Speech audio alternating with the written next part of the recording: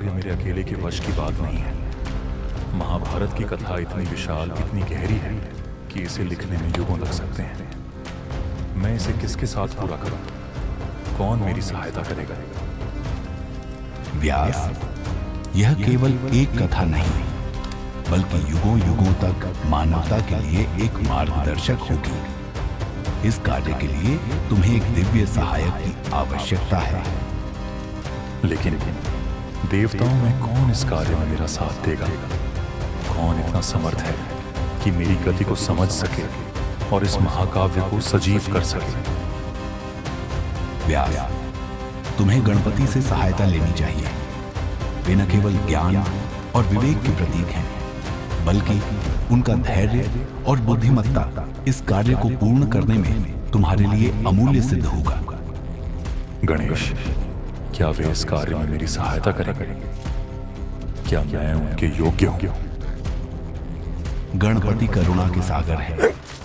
वे तुम्हारी भक्ति और संकल्प को देखेंगे। उनकी शरण में जाओ और अपनी विनम्र प्रार्थना से उन्हें इस कार्य के लिए मनाओ।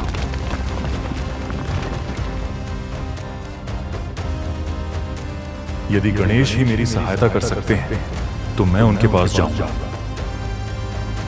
चाहे बर्फीले पर्वत हों या दुर्गम मार्ग। मैं उन्हें ढूंढने के लिए हर प्रयास करूंगा।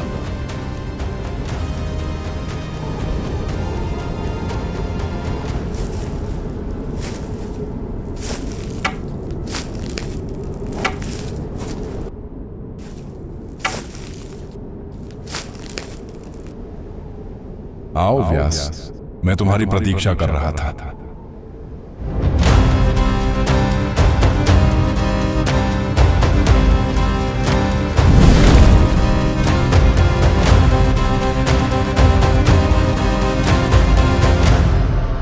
प्रभु गणेश, आपको मेरा सादर प्रणाम।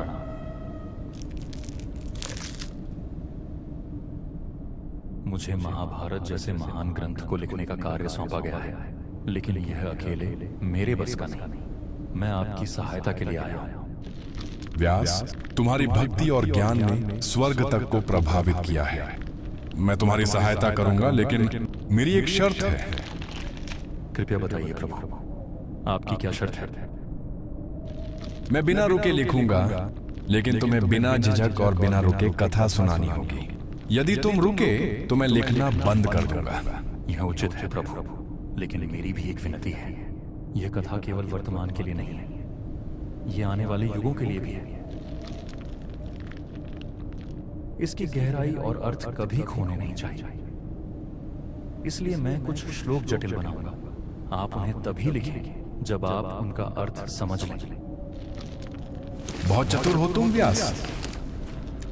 मुझे यह शर्त भी स्वीकार है। आओ व्यास।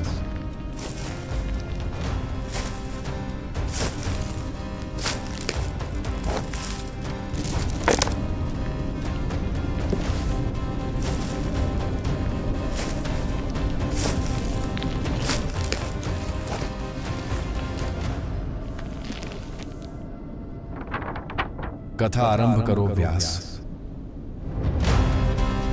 नारायणं नमस्कृत्य नरं चैव नरोत्तमं देवीं सरस्वतीं चैव ततो जयम् उदीर्ये। Hey guys, thanks for watching this video. I hope you really liked it. If you want to support us to keep creating more content like this, the links are in the description.